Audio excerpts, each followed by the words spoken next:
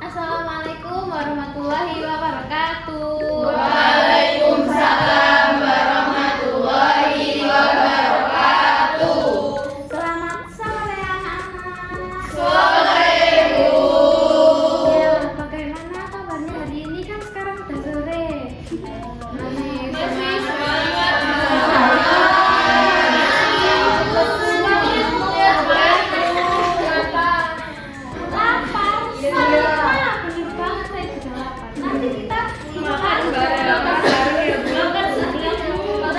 Siapa yang membayar? Ya, hari ini kita akan belajar tentang macan pencemaran. Sebelumnya Ibu akan mengecek kehadiran kalian. Sepertinya ada yang kurang di pembelajaran kita hari ini. Absen pertama Ajeng Cynthia. Ya kan, benar. Baru satu sudah sakit. Anissa hadir. Ananda hadir. Julen hadir. Lailatul Mufidah. Kaisa hadir. Yesi hadir. Oke. Setelah presensi mereka dulu sebentar ya. Ya, Bu. Sambil menunggu Ibu mereka, silakan dirapikan dulu tempat duduknya. Semua itu prakarya apa itu kok ditaruh di meja, dimasukkan dulu ya. Sudah siap semuanya? Kita akan bermain games dulu karena sudah gamenya adalah 3, 6, 9 tepuk tangan. Nah, peraturannya adalah Ibu akan menunjuk satu anak untuk menghitung secara urut aja 1 sampai 10. Tapi anak yang mendapat angka 3, 6, dan 9 harus tepuk tangan dan tidak boleh mengucapkan 3, 6, 9. Jadi harus contoh ya, mulai arahnya itu dari sini ke sini ya. Lailatul Mufidah. Loh. Yang pakai ini hanya 3, 6, dan 9. Sekarang gilirannya 1, 2, ya, 4, 5, ya, 7.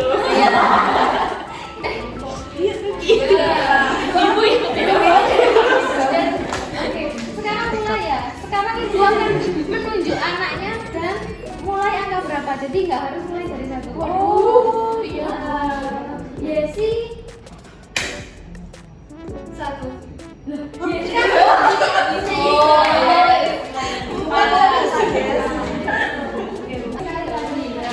Alisa Ica 2. Ini Bapak Ya. 5, 7, 9.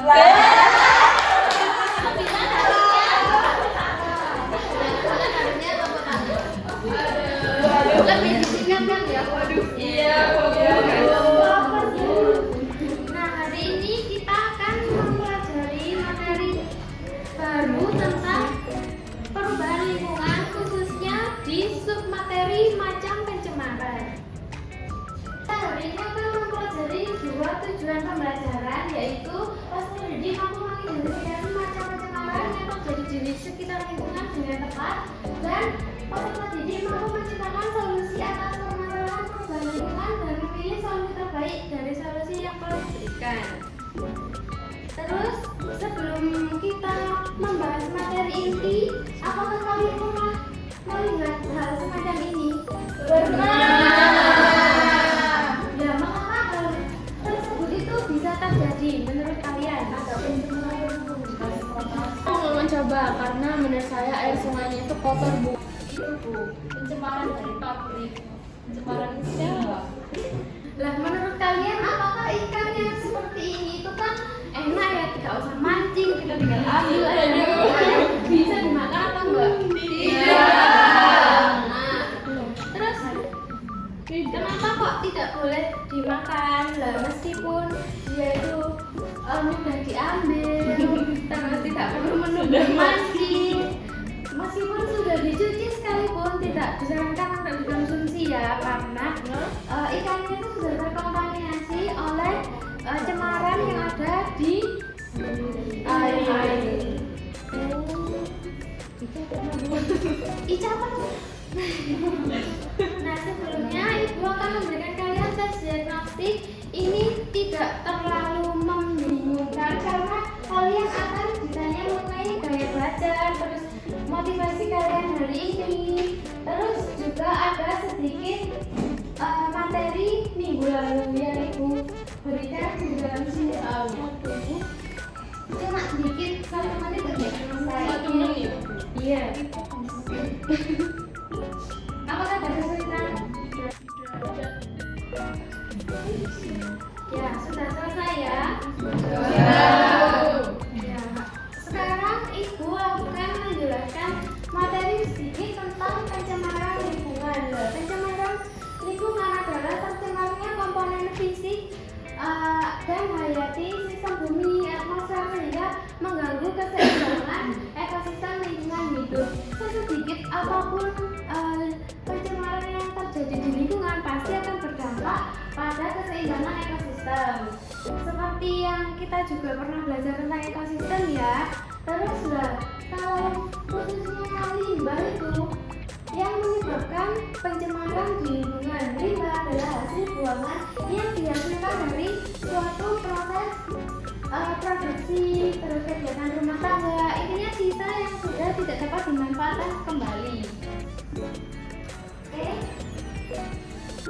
Kita perlu menekankan bahwa pencemaran lingkungan itu adalah tercemarnya atau masuknya komponen fisik hayati yang mengganggu. Berarti tercemarnya komponen fisik dan hayati yang mengganggu keseimbangan ekosistem. Macam pencemaran itu ada 3: pencemaran air, pencemaran udara, dan pencemaran tanah. Nah, kali ini kita akan mencoba berfokus ke satu pencemaran, yaitu pencemaran air. Nah, seperti yang tadi kita diskusikan di awal, bahwa air itu mengandung bahan asin tertentu dalam jumlah melebihi batas yang dapat menyebabkan peristiwa seperti ini. Nah, ciri-ciri air yang mengalami polusi itu sangat bervariasi tergantung dari komponen atau polusi apa yang mengkontaminasi air tersebut. Karena air merupakan kebutuhan vital dari makhluk hidup termasuk ikan ini dan tidak terlepas juga kita, maka untuk dapat dikonsumsi air itu harus memenuhi karakteristik fisika, kimia atau biologi yang bagus, tidak berwarna, tidak ada alga, tidak berbau dan sebagainya. Nah, kita akan menyimak video tentang permasalahan pencemaran lingkungan air di sekitar lingkungan kita. Pabrik membuat kondisi di aliran sungai Cilengsi Bogor semakin parah. Selain ditambah berbau, ribuan ikan ditemukan mati di sungai Cilengsi. Beginilah kondisi sungai Cilengsi. Selain airnya berwarna hitam dan berbau, permukaan sungai juga dipenuhi busa yang diduga bekas pembuangan limbah. Tidak hanya itu, ribuan ekor ikan ditemukan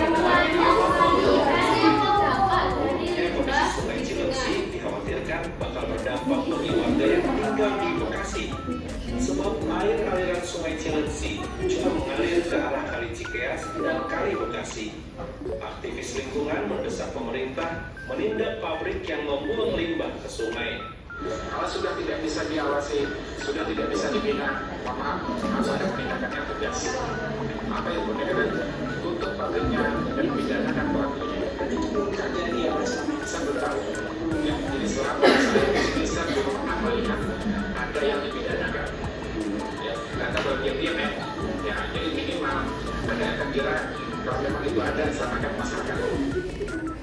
Sebelumnya, Bupati Bogor mengaku telah menindak sejumlah pabrik yang kedapatan mencemari sungai.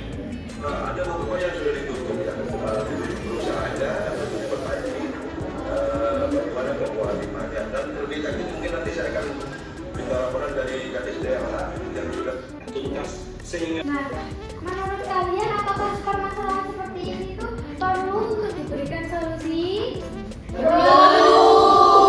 Apakah kalian mau untuk memberikan solusi mengatasi permasalahan tersebut? Ya, meskipun kita tidak terlibat langsung di sana, sebaiknya kita juga mau untuk memberikan solusi untuk mengatasi hal tersebut. Siapa tahu nanti di sekitar lingkungan kita itu juga terjadi hal demikian, ya kan? Nah, untuk menyelesaikannya ini kalian akan dibagi menjadi beberapa peran. Jadi pura-puranya kalian akan menjadi pemerintah, kalian akan menjadi masyarakat. Kalian akan membagikan sudut pandang sesuai peran kalian masing-masing, sehingga setiap kelompok itu tidak akan sama solusi yang diberikan. Ya Bu.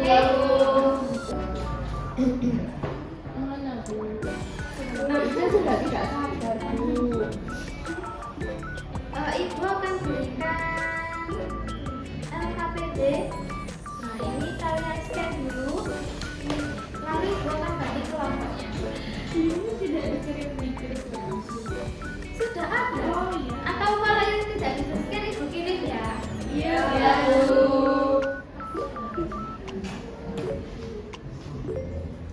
Sudah bisa?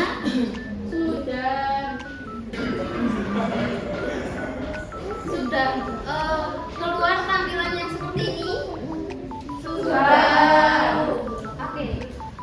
Ibu sudah membagi kelompok kalian itu seperti tes diagnostik yang tadi sudah kalian kerjakan. Nah, di sini ibu membaginya secara heterogen ya. Jadi ada yang tadi mengisi lebih suka auditori, lebih suka kinestetik, lebih suka audiovisual. Nah, itu ibu gabungkan menjadi satu biar nanti kalian bisa berkolaborasi. Nah, di LKPD ini TP-nya sama seperti di awal. Kalian harus bisa mengidentifikasi apa yang terjadi di video dan memberikan solusi atas permasalahan tersebut. Ini juga sama linknya video yang tadi. Kenapa ibu kasih lagi? Karena siapa tahu kalian tadi lupa isinya, terus belum menyimak. Nah, kalian bisa lah untuk scan lagi untuk menonton bersama kelompok. Oke, sebelum mengisi fase 2 yang mengorganisasi siswa untuk belajar, kalian bisa bergabung dengan kelompoknya yang ini ya. Silakan untuk kelompok 1 di sini, kelompok 2, kelompok 3, kelompok 4. Jangan lupa menghadapnya ke belakang ya, jadi depan belakang menjadi satu kelompok.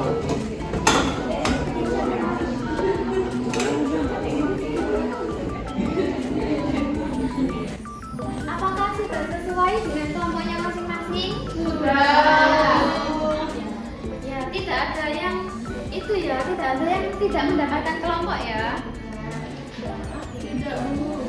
Nah, sebelum kalian melanjutkan untuk memberi solusi, kalian akan diharapkan untuk menjawab beberapa pertanyaan di sini secara berkelompok ya. Ingat, harus diskusi, tidak boleh memakai pendapatnya pribadi. Jadi harus diskusikan dulu dengan teman sekelompoknya.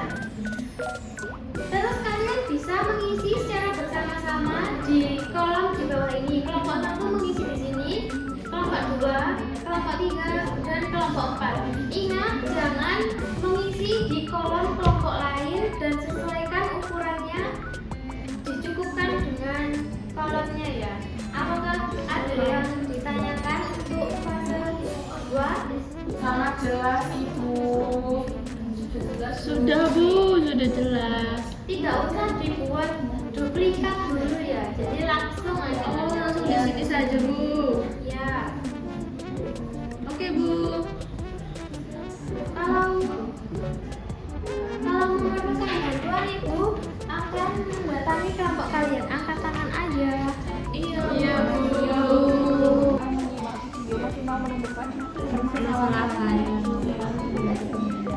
Oke, silakan dilanjutkan, semangat ya. Terima kasih Bu. Kelompok 2 bisa? Bisa Bu. Itu fontnya jangan besar-besar ya. Iya tadi artinya ya Bu. Nggak kelihatan minus Oh, kan? iya. Nah, disesuaikan, oke? Iya.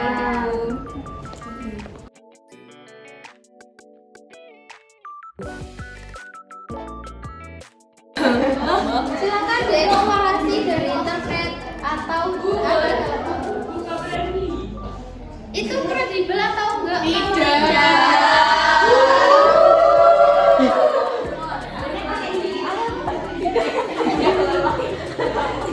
Sekarang Ibu akan membagikan peran setiap kelompok untuk memberi solusi. Kalau tadi itu cuma mendeskripsikan video, sekarang kita akan memberikan solusi seperti yang Ibu katakan tadi. Ini diingat-ingat ya, kelompok 1 sebagai warga pemukiman di sekitar sungai. Nah, posisikan diri kalian sebagai warga di sana. Apa yang kalian rasakan? Nah, itu solusinya menurut kalian bagaimana? Terus kelompok 2 sebagai manajer pabrik di sekitar sungai. Lah, kalian perasaannya bagaimana kalau misalnya menjadi manajer tapi pabriknya itu mengeluarkan limbah di sekitar lingkungan seperti itu? Dan bagaimana solusinya? Kelompok 3 sebagai aktivis lingkungan, kalian bisa mengkritik, memberikan solusi yang membangun, oke? Dan kelompok 4 sebagai pemerintah. Lalu usahakan untuk menengahi dari ketiga kelompok ini. Iya. Jadi kita menjadi penengahnya Bu. Solusinya menengahi ketiganya. Saya kira kita di tengah-tengah mereka. Berantem. Ya. Berarti nanti kita presentasinya Yang solusi. yang solusi ya ini. Oh iya ini. Terima kasih Ibu. Ya.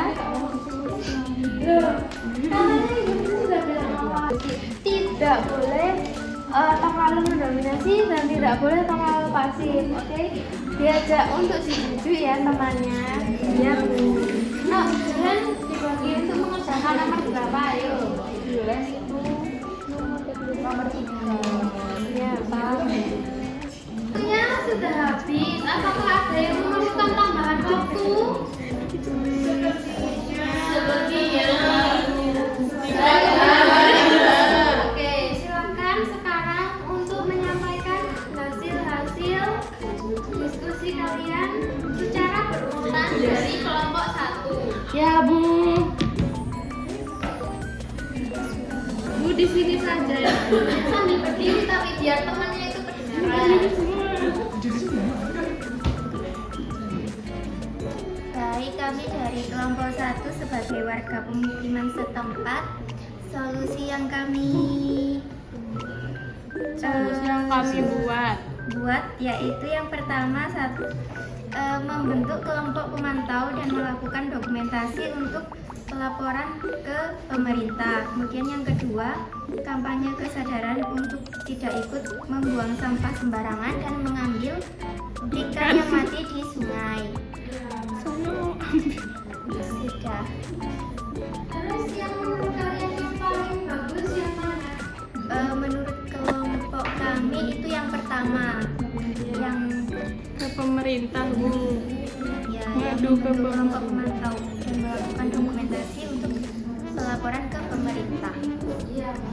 Selanjutnya, solusi yang diberikan sebagai manajer pabrik di sekitar sungai. Iya. Baik, saya perwakilan dari kelompok 2 berperan sebagai manajer pabrik di sekitar sungai.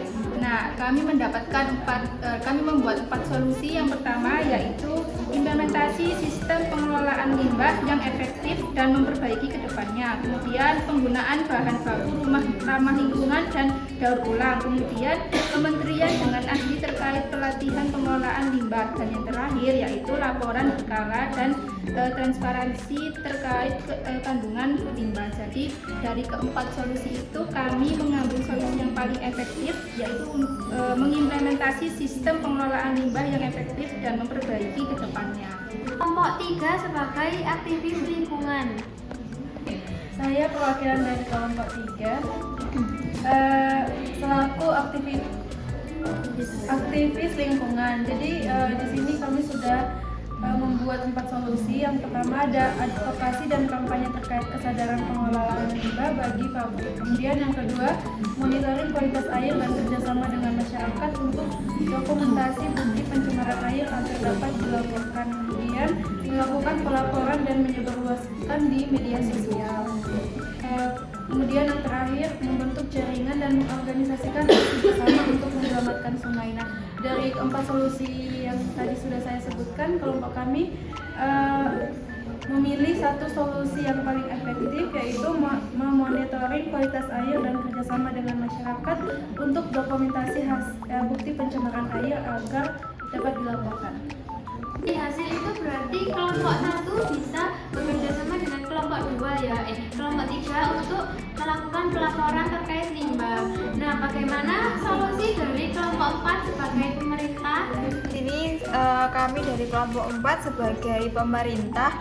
Di sini yang pertama adalah solusinya menegakkan hukum yang tegas, kemudian membentuk peraturan yang ketat sehingga masyarakat itu tidak sewenang-wenang kayak gitu ya.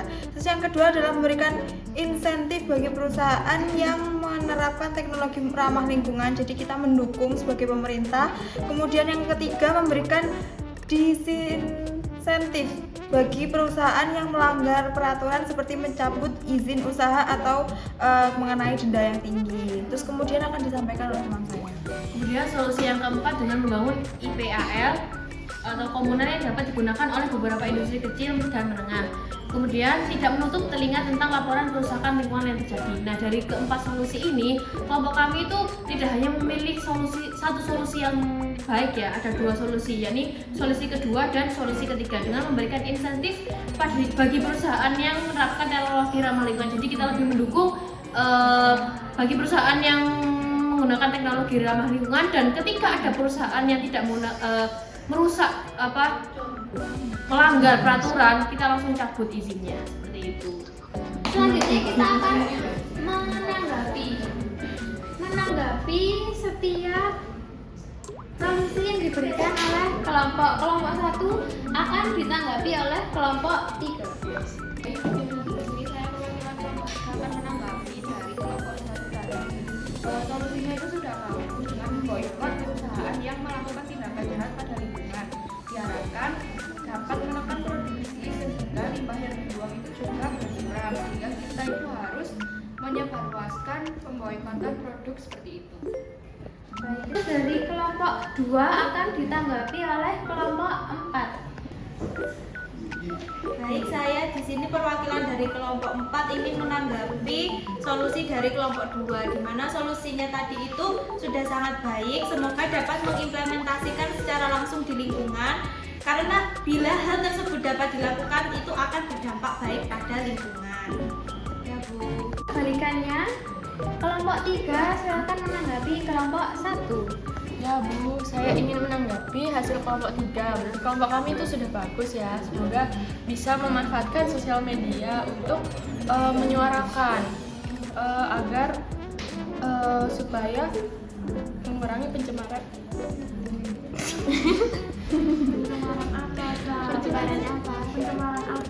Pencemaran air sungai. Yang terakhir yaitu tanggapan dari kelompok 2 untuk kelompok 4. Baik, saya di sini akan menyampaikan tanggapan dari kelompok 2 sebagai Sebagai manajer. sebagai manajer. sebagai manajer. Jadi pemerintah harap merealisasikan seluruh poin, terlebih lagi poin yang tidak menutup telinga tentang laporan pencemaran lingkungan. Jangan mau disuap untuk menutupi isu pencemaran oleh limbah pabrik. Ingat ya pemerintah. Terima kasih atas diskusi kalian, sudah saling menanggapi, sudah memberikan solusi. Nah, semoga kedepannya itu solusi yang kalian berikan dapat tersampaikan ke pihak-pihak yang berwenang sehingga masalah tentang pencemaran lingkungan dapat teratasi dengan baik. Nah, setelah dari diskusi yang panjang ini, jangan lupa untuk mengumpulkan LKPD kalian di Google Drive di bawah ini ya, dengan format nama kelompok, LKPD perubahan lingkungan dan kelas ini kelas apa?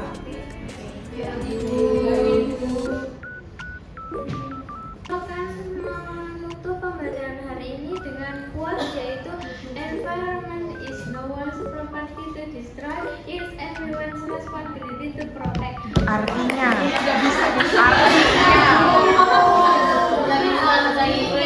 Lingkungan itu adalah bukan properti seseorang yang dihancurkan, tetapi tanggung jawab semua orang untuk kita melindunginya. Karena yang memakai tidak hanya perseorangan, tapi semua orang. Masya Allah. Lalu untuk mengetes pemahaman kalian hari ini, silakan untuk mengisi tes formatif di link berikut ini. Hanya 5 soal. Tidak terlalu sulit, semoga kalian bisa memahami pembelajaran hari ini. Bisa? Bisa, Bu. Sulit. Tapi soalnya sulit. Oh, bisa ngeken tapi soalnya sulit. Tidak ada yang sulit di dunia selama kita berusaha dan dapat info Allah.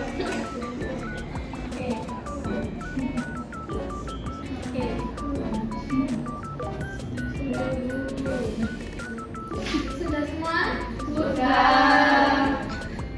Jangan lupa dipencet submit ya.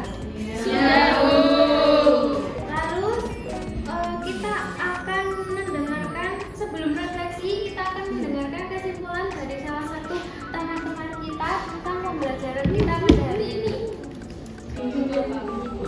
Oke, judulnya. Jadi kesimpulan hari ini kita telah belajar mengenai pencemaran lingkungan, khususnya pencemaran air sungai. Ketika kita juga telah mencoba bermain peran untuk memberikan solusi penyelesaian masalah tersebut dengan menjadi berbagai pihak tadi. Nah, semoga solusi yang kita usulkan itu dapat terrealisasikan dengan baik ke depannya. Terima kasih ya Mbak Dinda karena telah menghasilkan pembelajaran kita hari ini. Ibu harap semua siswa-siswa juga sama pemahamannya seperti Mbak Dinda ya. Iya, sudah. Yang terakhir silakan untuk mengisi refleksi pembelajaran pada hari ini. Ini isi aja sesuai kata hati kalian, sesuai pembelajaran kalian hari ini. Bisa sebentar. Nah, sudah. Limbah. Satu kata hari ini limbah. Paham. Iya, terima kasih atas anak-anak ibu yang sudah sangat antusias meskipun sudah sore. Nah, semoga kalian nanti sampai rumah terus mandi, makan. Apakah ada tugas dari mata pelajaran lain? Ya sudah, kalau gitu ibu tidak memberikan tugas minggu depan. Masih minggu depan tapi. Terima kasih. Sampai jumpa di pertemuan selanjutnya. Kita selanjutnya akan membahas tentang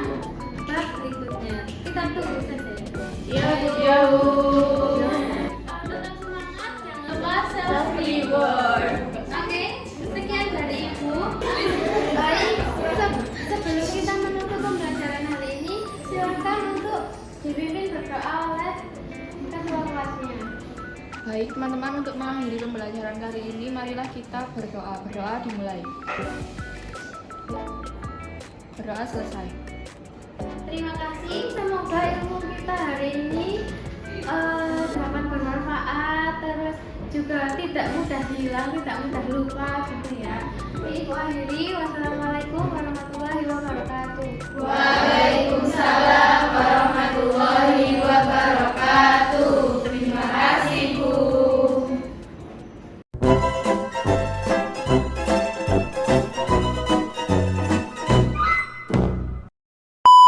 Oke teman-teman, terima kasih sudah menonton videonya.